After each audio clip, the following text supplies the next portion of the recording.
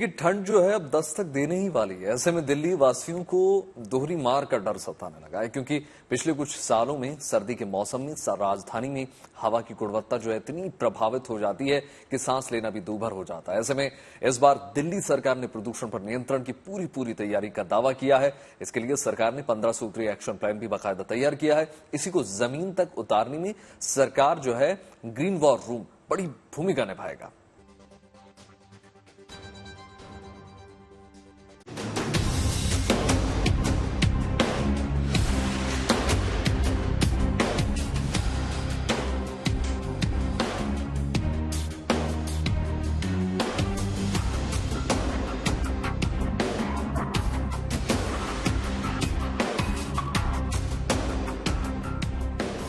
अब सर्दियों में दिल्ली धुआं नहीं होगी। इस बार दिल्ली धुंध की चादर में नहीं लिपटेगी। सर्दियों में प्रदूषण की काली छाया से दिल्ली को बचाने के लिए एक्शन प्लान तैयार हो गया है और उस पर काम भी तेजी से हो रहा है। दिल्ली में सर्दियों में बढ़ते प्रदूषण को रोकने के लिए दिल्ली सरकार की ओर से 15 सूत्रीय विंटर एक्शन प्लान की घोषणा हुई है। प्रदूषण की वजह चाहे पराली का धुआं हो या कारखानों का या फिर गाड़ियों का, इस पर नियंत्रण के लिए ग्रीन वॉर रूम तैयार है, जो 7 दिन और 24 घंटे काम करेगा। ग्रीन वॉर रूम आज दिल्ली सचिवालय के 7वें फ्लोर पर तैयार किया गया है। युद्ध प्रदूषण के विरुद्ध यहाँ पे किस तरह से जो वैज्ञानिक हैं, दिल्ली पोल्यूशन कंट्रोल कमेटी के जो तमाम इंजीनियर हैं, वो काम कर रहे हैं, उसकी झलक हम आपको यहाँ पर दिखाएंगे। यहाँ आप देखिए, आपको ये डेटा नजर आ जाएगा जिसका आकलन 24 घंटे किया जाएगा। टीम अलग अलग शिफ्ट में यहाँ पर डिप्लॉय की जाएंगी, चाहे वो पराली का जलना हो। ये अगर आप देखें मैप यहाँ पे जो नजर आ रहा है, जो आपको यहाँ पे लाल धब्बे नजर आ रहे हैं, ये दरअसल अलग अलग राज्यों में पराली जलने की घटनाओं को भी दिखा रहे हैं। इस वक्त प्रदूषण किस इलाके में कितना है, उसकी वजह क्या है, उसकी तस्वीर भी यहाँ पर देखी जा रही है।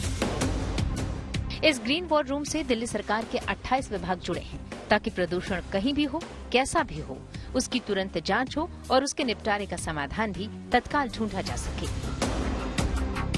28 विभागों के साथ कोऑर्डिनेशन करके जो काम किया जा रहा है दिल्ली के अंदर, चाहे वो व्हीकल पोल्यूशन हो, डस्ट पोल्यूशन हो, बायोमास बर्निंग, जो कूड़े का पहाड़ में जो आग लगती है वो बायोमास बर्निंग में आती है। उसके अलावा भी कई जगहों पे आग लगती है। तो इन सभी चीजों के लिए जो अलग अलग टीमें बनाई गई हैं, वो क्या कर रही हैं, उनकी रिपोर्ट क्या कहती है, उसको यहाँ पर मॉनिटर किया जाता है। सरकार की कोई भी मुहिम जनता के सहयोग के बिना कामयाब होना संभव नहीं।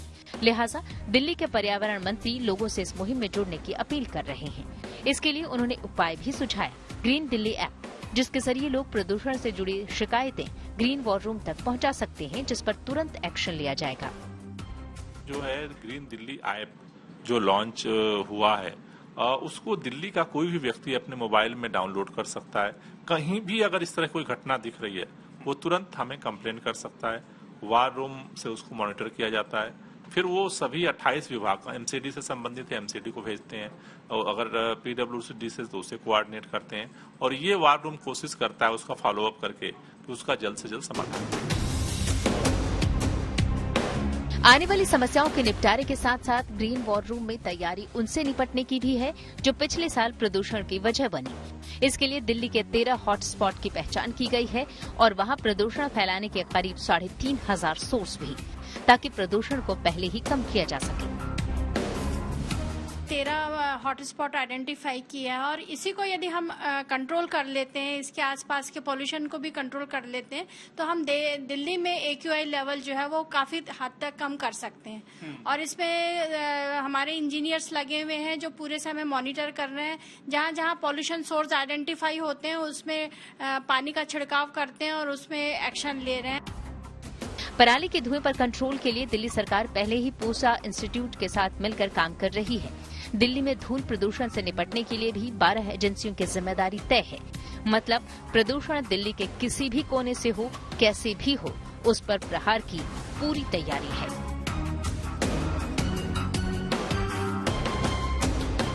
ग्रीन वॉर रूम एक्टिवेट हो गया है। जो 15 सूत्रीय एक्शन प्लान है केजरीवाल सरकार का, वो लागू हो गया है और साथ ही साथ जो ग्रैप आने वाले दिनों में लागू होगा प्रदूषण के लिहाज से, उस पर भी इस ग्रीन वार रूम से नजर रखी जाएगी। देखना यह भी होगा कि प्रदूषण को कंट्रोल करने में ये कितना मददगार साबित होता है।